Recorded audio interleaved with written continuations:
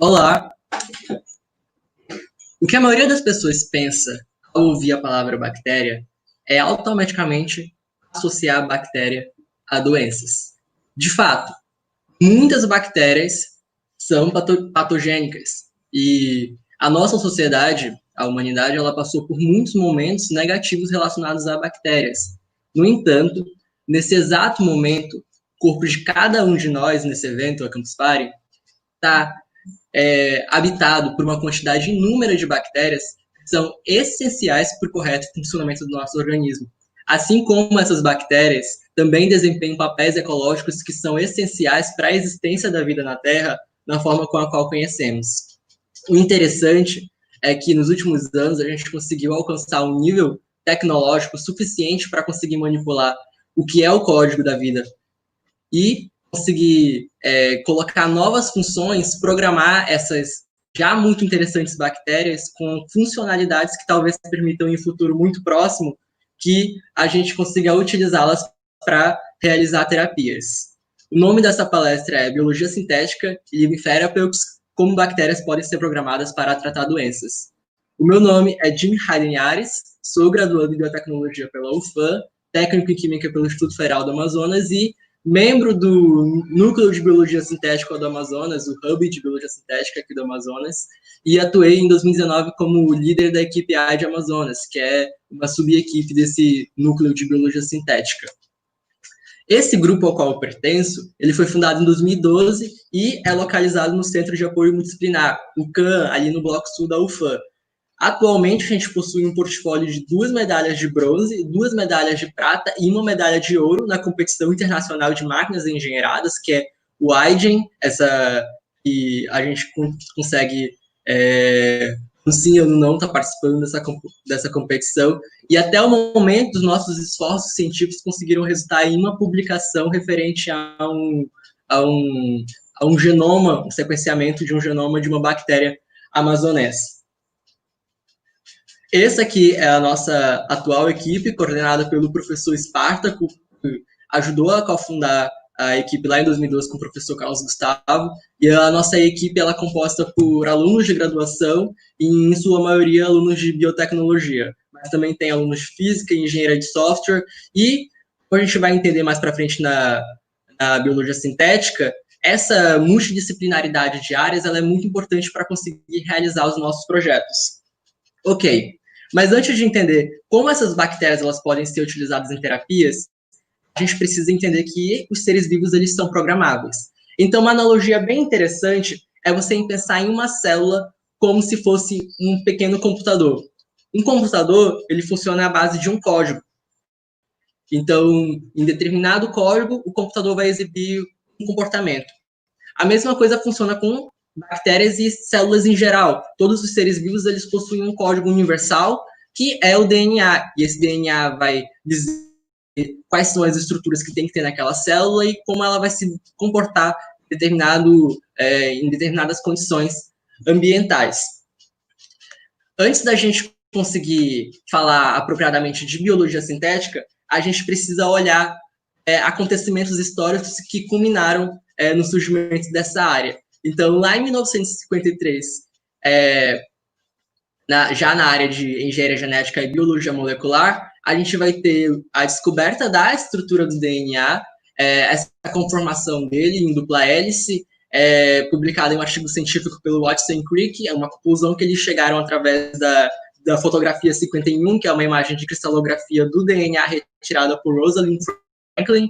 Mais à frente, a gente vai ter a compreensão do dogma central da biologia molecular, que é basicamente o fluxo da informação genética. O DNA ele passa por um processo de transcrição que vai para RNA, e esse processo se chama transcrição, porque de nucleotídeo ele vai para nucleotídeo, então a informação ela está escrita, vamos dizer assim, na mesma linguagem, e esse RNA vai passar por um processo de tradução, e leva esse nome porque de nucleotídeo ele vai para aminoácido, que são as pequenas estruturas que compõem a proteína. Então leva a tradução porque é como se estivesse mudando de linguagem.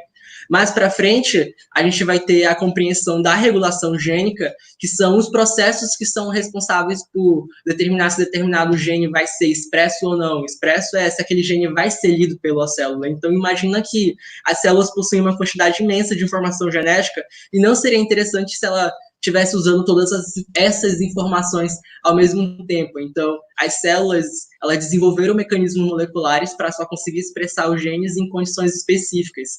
E isso é bastante interessante para a gente. Lá nos anos 80, a gente vai ter o desenvolvimento de ferramentas moleculares. Que ferramentas são essas? Basicamente, são enzimas e metodologias que auxiliam que a gente consiga trabalhar com essa molécula, o DNA. Então, por exemplo, a gente vai ter o desenvolvimento da técnica de PCR, que é a reação de cadeia em polimerase chain reaction, que permite com que a gente consiga amplificar uma molécula de DNA e conseguir fazer várias cópias dela em um sistema in vitro.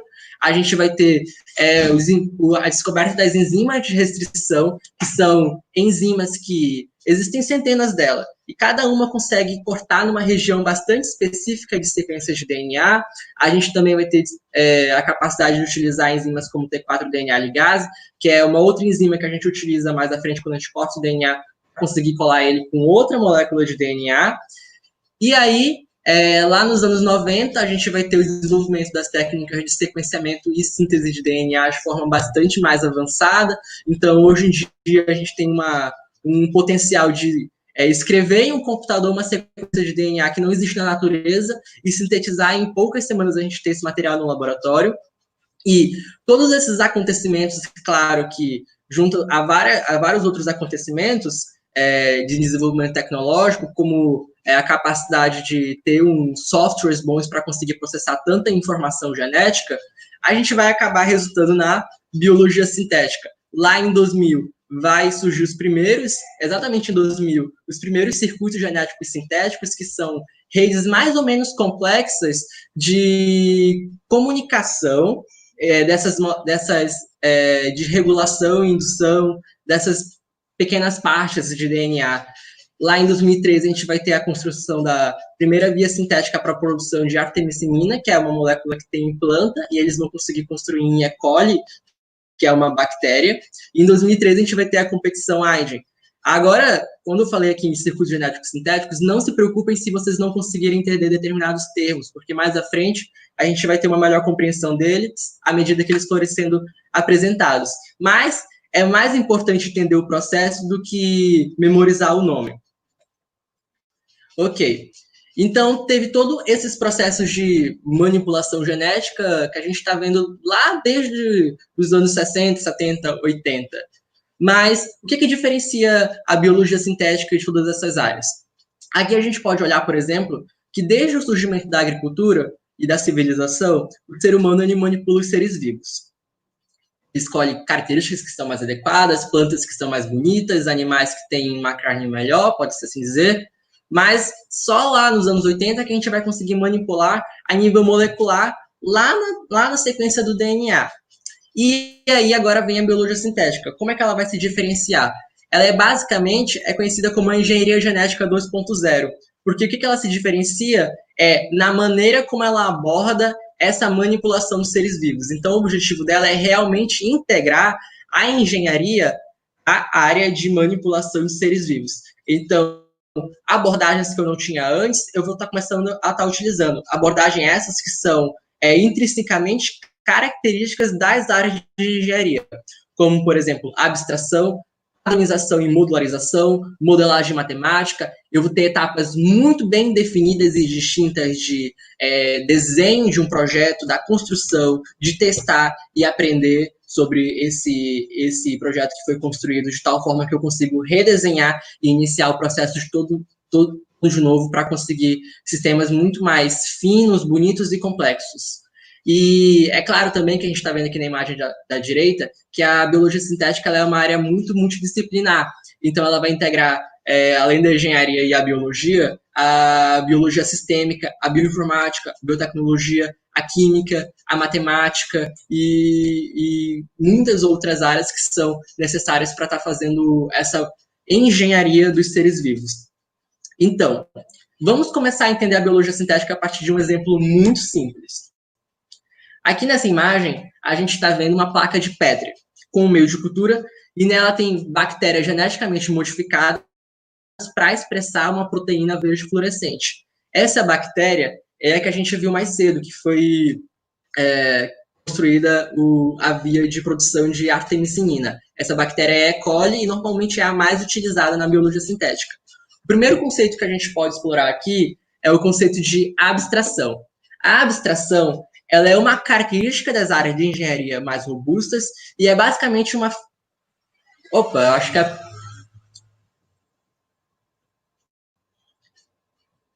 acredito que a produção está tentando reconectar a apresentação. Foi, perdão. A abstração, ela é uma ferramenta de compreensão da realidade.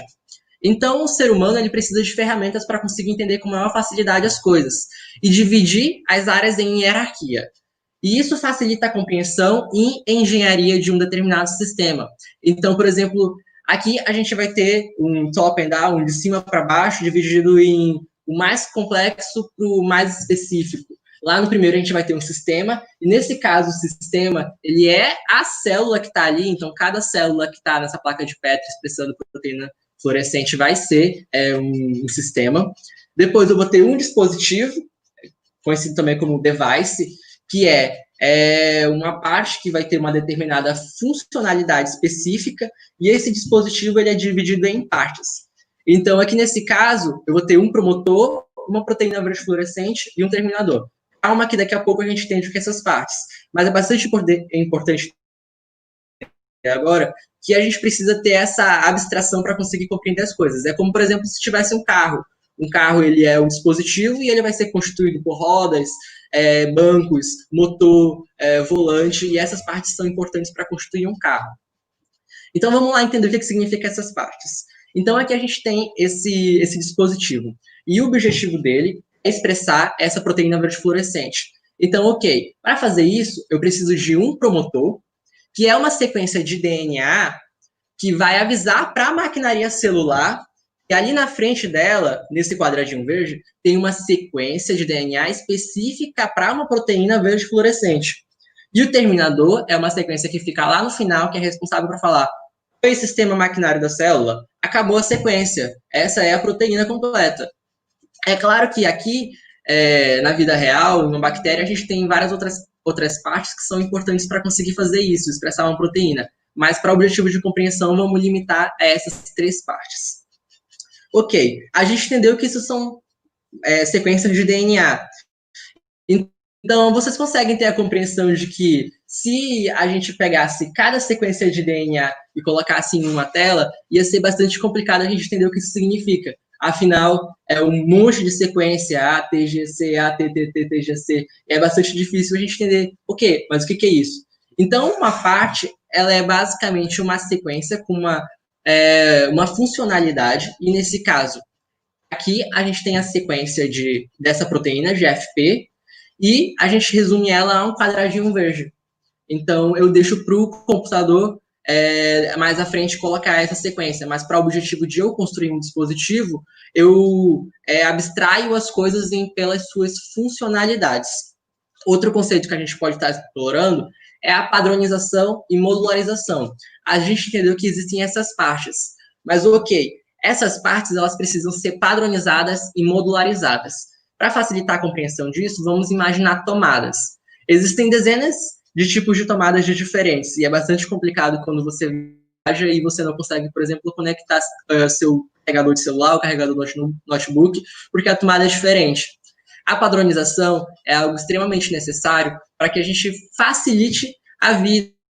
Isso é bastante importante na ciência, porque resultados científicos precisam ser reproduzíveis, eles precisam, da mesma forma que eu segui um protocolo aqui e obtive um resultado A, outro laboratório precisa seguir o mesmo protocolo e conseguir alcançar o mesmo resultado. Então, nesse processo, a gente vai conseguir padronizar essas partes biológicas de acordo com as suas funcionalidades. E quando eu falo modularização, é porque, independente se eu pegar uma parte e colocar dentro de um outro dispositivo, ela deve exibir a sua mesma funcionalidade. Então, se uma sequência de GFP em um dispositivo A é uma sequência de GFP, no dispositivo dela também deve exercer essa mesma função. E assim, Um exemplo que a gente pode dar de padronização é a forma com a qual a gente clona essas partes. Então, no início da sequência, eu vou ter um sítio chamado prefixo, e ele consegue ser cortado por enzimas bastante específicas, e no final eu vou ter um outro, que é o sufixo, que consegue ser cortado por outras sequências específicas. Então, assim, eu consigo pegar uma parte de por exemplo, que está dentro de um vetor bacteriano e clonar em outro vetor bacteriano. O vetor bacteriano é uma sequência circular que normalmente a gente utiliza para colocar material genético dentro da bactéria. E ok, dentro dessa compreensão de padronização em partes biológicas, a gente vai ter um banco de dados que é o Registry. O Registry é basicamente um site linkado com a Fundação Aygen, e nele vai ter milhares mesmo, de partes biológicas referentes a diversas sequências. Nesse caso aqui específico, a gente vai ter uma coleção de partes para probióticos. Então, foi uma coleção construída por uma equipe de 2017, aqui do Brasil, a Unesp, e ela reúne diversas partes diferentes que são interessantes para construir sistemas biológicos para desenvolvimento de terapias. E, como vocês viram, é uma coleção que foi construída por uma equipe participante. Esse que é o interessante dessa plataforma. Ela é uma plataforma colaborativa, ou seja, praticamente qualquer laboratório, qualquer pessoa pode pegar uma sequência, sintetizar, anotar o comportamento dela, colocar essa sequência nesse padrão de clonagem, BioBrick, tijolo da vida, e colocar no site com as suas anotações. O exemplo de colaboração aqui é esse dispositivo para a expressão da enzima Cas9, que é do sistema de CRISPR-Cas9 de engenharia de genomas, tanto eucarióticos quanto bacterianos. Essa sequência aqui, esse dispositivo, ele foi desenhado pela Maria Clara Stolfi e pela Giovanna McLuff e Juliana, que eram membros da nossa equipe em 2017, e foi depositado na plataforma. Nesse processo de desenhar sequências e circuitos genéticos, a gente vai ter uma série de ferramentas. Um exemplo é o Bentlink, que é uma plataforma online, onde eu consigo ter uma facilidade, como se fosse um Word, só que um Word de manipular sequências, e ele é uma plataforma online gratuita. Eu vou ter o Snapgene, que é um software que já que você tem que instalar no seu computador, e ele é pago. Se você não pagar, você vai ter certas limitações nessa plataforma. Vai ter o Tinkercell, que é um software que tem que instalar também, mas é mais para questão abstrativa. Então, lá vai ter símbolos representativos de... Opa. Oi, Abigail.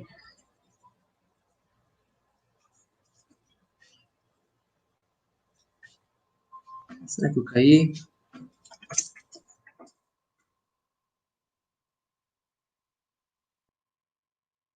Ok, perdão. Achei que eu tinha caído aqui, mas a assessoria me falou que eu estou online ainda. Perdão. Também o Tinkercell, onde eu parei, ele está mais para essa questão abstrativa, então lá vai ter vários símbolos referentes a essas partes biológicas, promotores, sequências, terminadores, e aí eu vou juntando lá essas partes nessa plataforma como se fosse desenhando. Eu vou ter o iBiosync, que faz a mesma coisa que o Tinkercell, mas ele explora mais a questão de modelagem matemática, então eu vou ter a compreensão se eu colocar uma série de eventos específicos dentro de uma célula, simulando nesse software, ele vai conseguir me passar quais são as equações matemáticas intrínsecas desse sistema, pela sequência de eventos que eu coloquei, e também gráficos referentes a aumento ou diminuição da concentração de determinadas moléculas que participam desse circuito genético. Então, sabendo disso, a gente pode partir para a construção de novos dispositivos. Então, por exemplo, eu tenho aqui na direita uma parte composta, que é uma sequência codificante de GFP integrada a um terminador. Aí falta um promotor para isso funcionar, certo? Eu posso ir para uma biblioteca de promotores. Nesse caso aqui, é uma biblioteca do pesquisador Anderson, de 2006, e cada sequência aqui, ela é referente a um promotor que possui uma força diferente. Então, alguns promotores aí vão ter uma força mais forte, ou seja, vão conseguir recrutar mais a maquinaria celular para expressar essa proteína, e outras vão ter uma expressão mais fraca, ou seja, não vão conseguir recrutar com tanta força a maquinaria celular. Então, aqui fica bem ilustrativo. No caso de cima, na situação A, eu tenho um promotor fraco. Isso vai resultar em poucas moléculas de proteína verde fluorescente no interior da célula. Ele não consegue recrutar tanta maquinaria celular para fazer uma expressão muito boa. E aqui no caso B, eu vou ter mais moléculas verde fluorescentes, porque ele tem uma maior força, ele consegue se expressar mais. E nesse caso, a gente está falando de promotores que são constitutivos, ou seja, que estão a todo momento expressando. Mas eu também vou ter aí na literatura científica promotores bacterianos que são responsíveis a características específicas, como, por exemplo, luz, concentração de oxigênio, uma molécula do interior celular, um determinado metal que está no ambiente. E só na presença dessas condições específicas que eles vão levar a expressão do gene adiante. E aí, basicamente, com todas essas informações, a gente consegue programar as bactérias. Esse foi um exemplo bastante simples, mas vamos explorar esse caso aqui. Esse experimento é do laboratório do tal Danino e se chama supernova. Esse caso aqui, o que a gente está vendo é uma população bacteriana programada para conseguir fazer um comportamento oscilatório. Então, eles atingem determinada concentração celular, expressam uma proteína fluorescente, e aí param, e depois eles têm a memória de que eles precisam fazer isso de novo. Isso é bastante semelhante a uma supernova, então ele deu o nome porque é bastante semelhante com esse processo. E aqui, nesse exemplo, a gente vai ter um ciclo de lise celular programada e sincronizada. Então, as bactérias aí, elas têm um circuito genético, ou seja, elas têm vários dispositivos agrupados juntos, que permitem com que elas tenham, não a noção, mas elas consigam sentir a concentração de moléculas que elas produzem. Resumindo, elas conseguem ter a noção da concentração da população bacteriana nesse meio que elas estão. E quando elas atingem determinada concentração específica, elas se lisam. Lisar é quando ela destrói a membrana dela. Então, elas liberam a carga do interior celular delas, no caso, a proteína fluorescente. E toda essas metodologias e aplicações, elas estão sendo atualmente estudadas para uma aplicação em vivo, uma aplicação de terapia. Então, a gente está surgindo agora uma nova classe de terapêuticos que são os terapêuticos vivos, os living therapeutics. E esses terapêuticos, eles, incrivelmente, pode não parecer, mas essa ideia não é de agora. Já lá no século XIX, a gente vai ter uma série de estudos que tentam utilizar bactérias para tentar fazer terapias. Então, aqui em 1813, eu vou ter o Valter reportando a regressão tumoral relacionada ao processo de gangrena. Então, o paciente que estava com um tumor sólido, ele desenvolveu gangrena, que é uma espécie de infecção, e como consequência disso, ele teve uma redução tumoral. Em 1866 e 1883, eu vou ter esses dois pesquisadores alemães aqui, o Busch e o Felicien, que eles vão relatar o mesmo tipo de situação. Em 1891, eu vou ter o primeiro estudo do William Coley, que é esse pesquisador aqui no centro, que viveu de 1862 a 1936. E ele, por 3 décadas diferentes, ele executou uma série de estudos que buscavam entender como bactérias e suas respectivas toxinas poderiam ser utilizadas para tratar sarcomas. E ele é o pesquisador que a gente tem mais literatura científica disponível, tanto por ele ser um pesquisador que escrevia seus artigos em inglês. Os anteriores são em alemão e são mais antigos ainda, né? Lá do início do século XIX. Ele já é mais recente. É claro que todas essas abordagens elas foram impedidas pelo nível de tecnologia da época. Eles não conseguiam manipular as bactérias para ser, por exemplo, mais atenuadas, ou seja, menos tóxicas para o corpo. Eles não conseguiam controlar quando que ela vai produzir um componente terapêutico. E, o mais importante, eles não conseguiam sequer controlar uma infecção. Então, muitos dos casos que a gente tem relatados desse século XIX, que são referentes à regressão tumoral, o paciente realmente tinha uma regressão, mas ele acabava morrendo, resultante desse processo. Não existiam antibióticos para conseguir controlar esse processo de infecção. Agora, como é que a gente está na atualidade? Hoje em dia, com a biologia sintética, a gente consegue observar essas células como se fossem pequenas máquinas. A gente consegue manipular ela para conseguir produzir algo em condições bastante específicas. Então, é só você imaginar que hoje em dia a gente consegue produzir uma série de medicamentos utilizando células.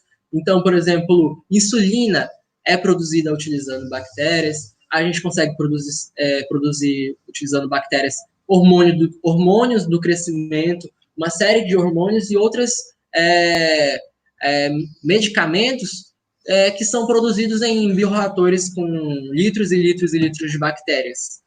E aí agora a gente está tentando dar um novo passo, um passo mais além, que é utilizar essas bactérias para fazer terapias em vivo.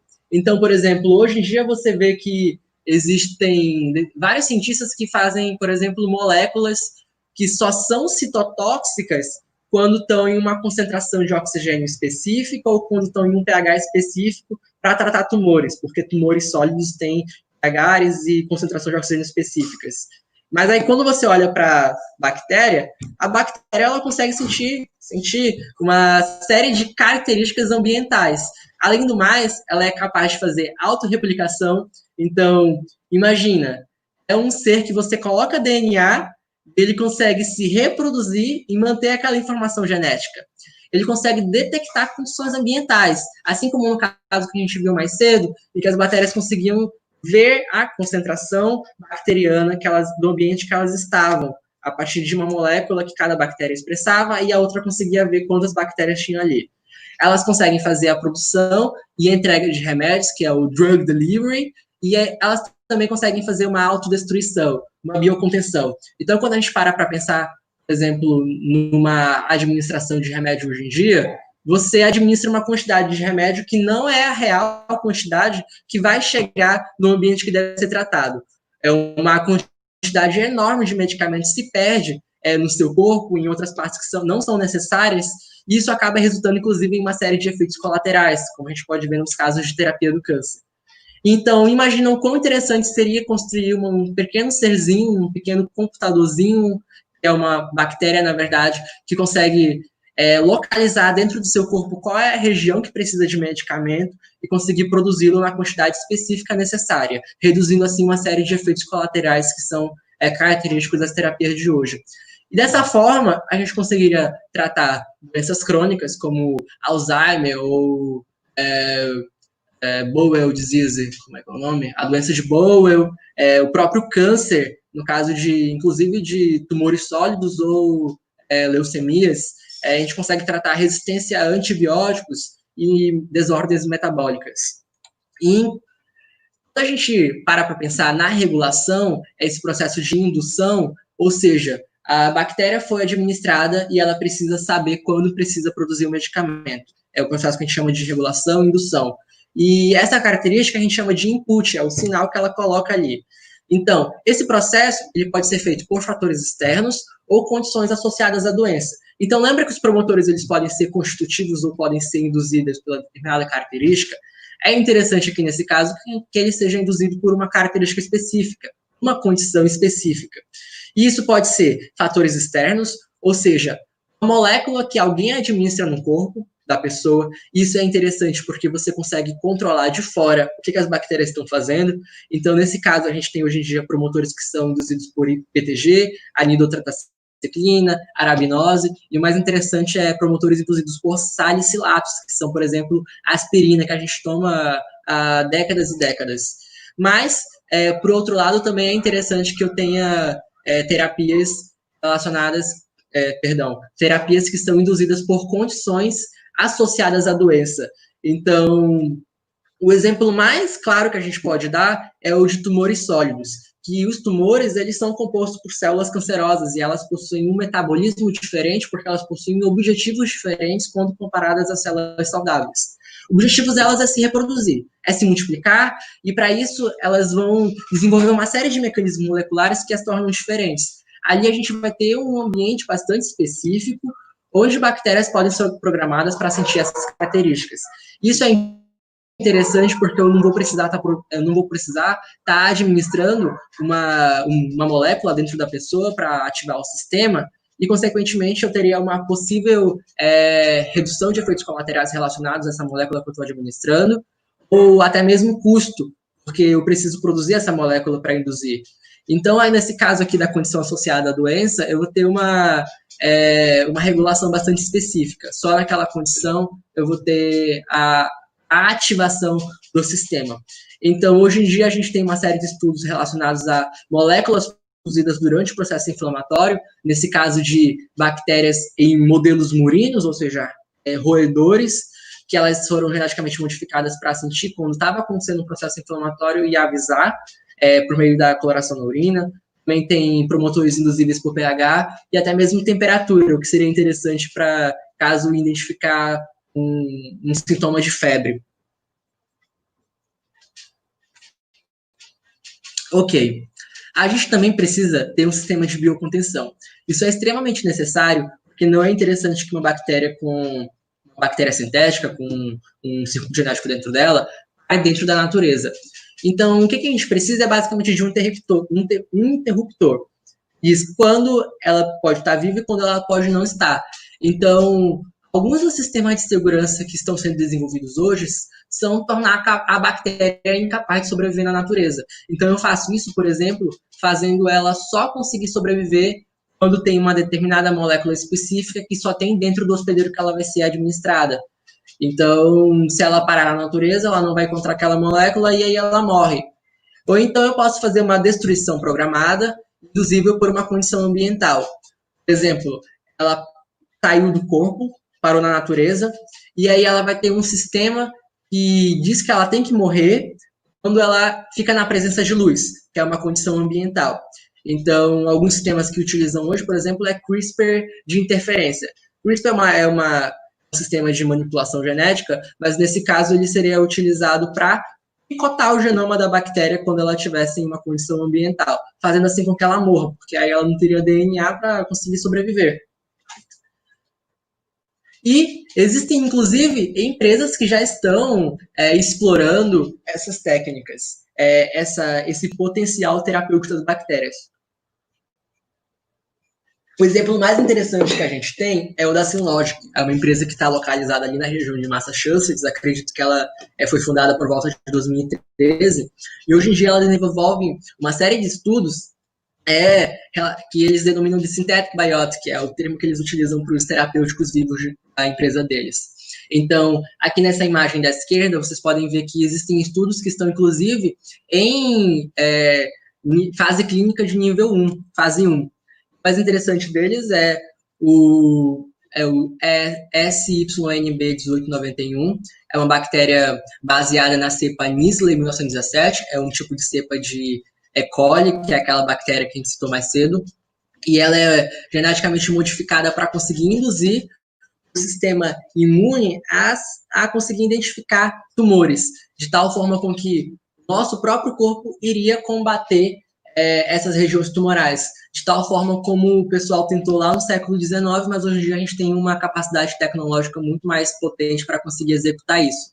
Eles também estão tentando fazer uma bactéria para conseguir reduzir um aminoácido, nesse primeiro caso aqui, do estado clínico da fenilcloturina. Eu não vou lembrar o nome em português desse estado clínico, mas basicamente é uma doença que produz que o corpo da pessoa não consegue quebrar um aminoácido que em altas concentrações do nosso corpo prejudica a nossa saúde. Então eles modificaram a bactéria para conseguir fazer esse processo para a gente. Ela seria administrada no nosso corpo e aí faria esse processo que a gente não consegue fazer para a gente. Aqui eu cito 2 artigos que são publicados por cientistas dessa empresa. Esse aqui, o primeiro, é de julho desse ano, é junho ou julho, não, acho que é junho, que agora a gente está em julho, né? É de junho, e é referente a esse SYNB 1891 para oncologia. E o outro é um review da bibliografia científica atual deles, acerca dessa nova classe de terapêuticos para tratar doenças humanas. E inclusive, aqui como a gente pode ver aqui embaixo, eles estão num processo exploratório, inclusive para desenvolver uma vacina para SARS-CoV-2, né, que é o vírus responsável pela Covid-19. Aqui no Brasil, a gente também tem pesquisadores interessados nisso. Eu cito o AIDEN Unesp 2018, a equipe de Biologia Sintética da Unesp de Araraquara, coordenada pela professora Daniele Pedroli Biscaro, e essa equipe, em 2018, ela levou para essa competição internacional esse projeto referente a uma bactéria que, em um sistema simulado do nosso intestino, ela ia conseguir identificar, a partir de um circuito genético, determinadas condições fisiológicas que são referentes à necessidade do nosso organismo de insulina. E aí, ela iria produzir uma proinsulina, que é uma molécula que tem atividade semelhante à insulina, de acordo com a necessidade da pessoa, de tal forma com que a pessoa não iria precisar, no futuro, ficar constantemente administrando insulina por uma injeção. Não é interessante você estar todo dia assim injetando medicamento. Então, imaginamos que no futuro alguém poderia tomar um iogurte que produz no seu intestino os medicamentos que você precisa. A gente também tem a nossa equipe de biologia sintética aqui do Amazonas, coordenada pelo professor Esparta, quando em 2019 a gente também teve a orientação da professora Lorena Nassif Marçal, da UFAM, e atualmente a gente está na construção de um sistema para terapia de tumores sólidos, mas estamos bem no início mesmo.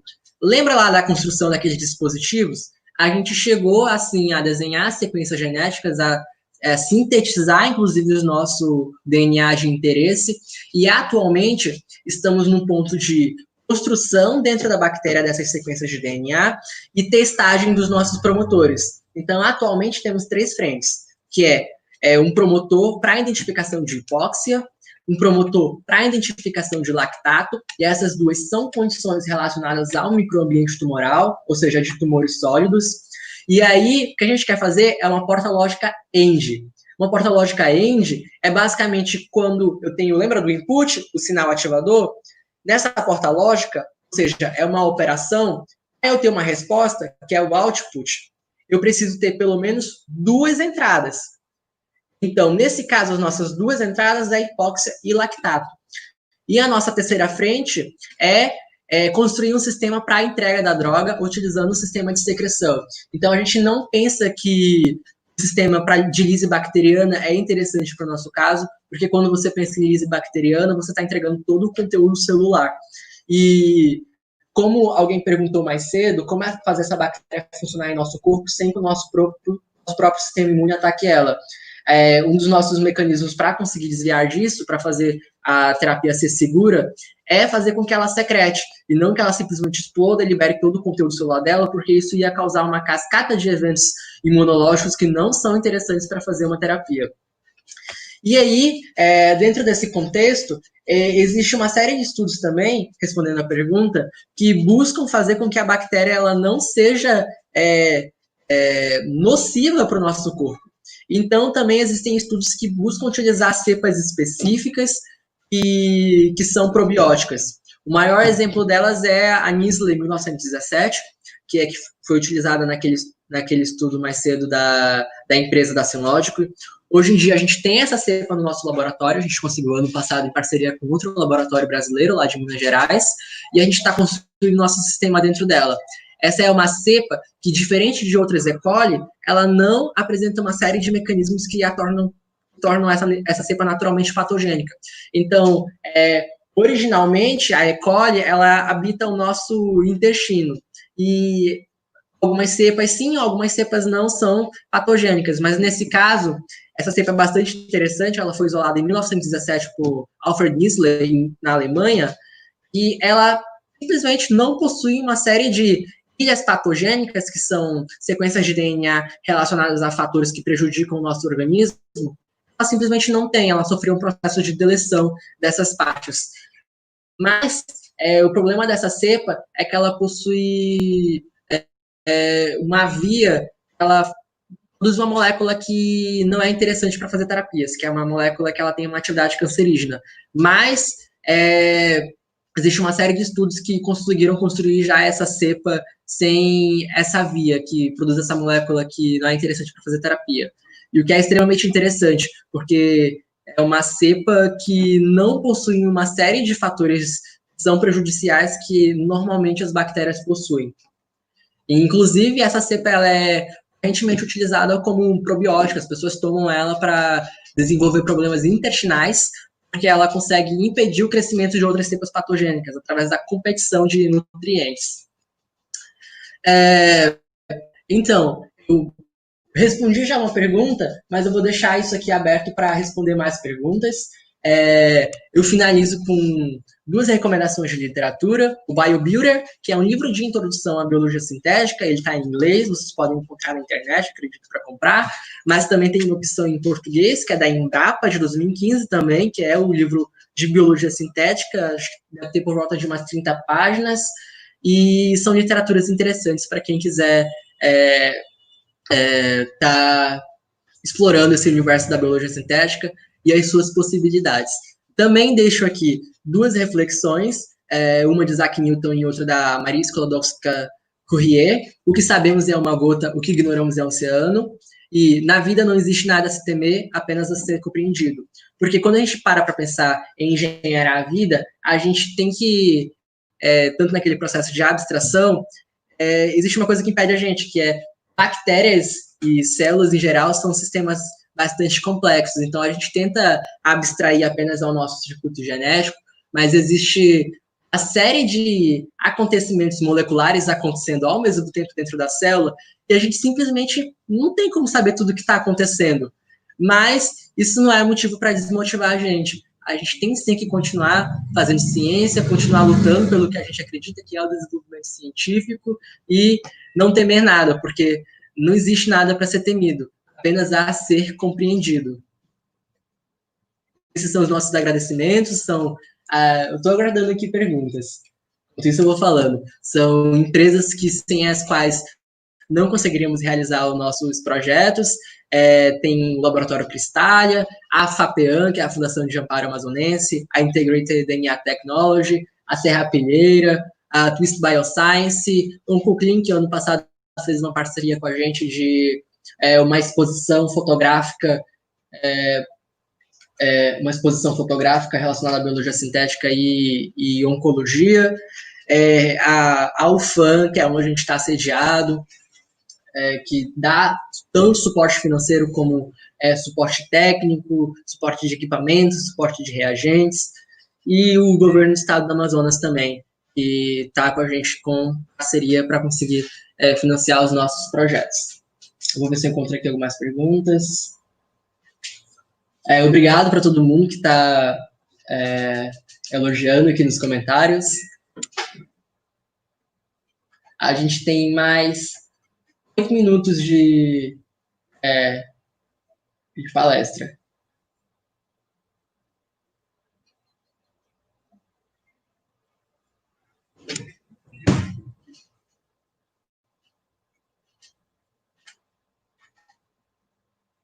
Dois minutos, 1 minuto agora tem para finalizar.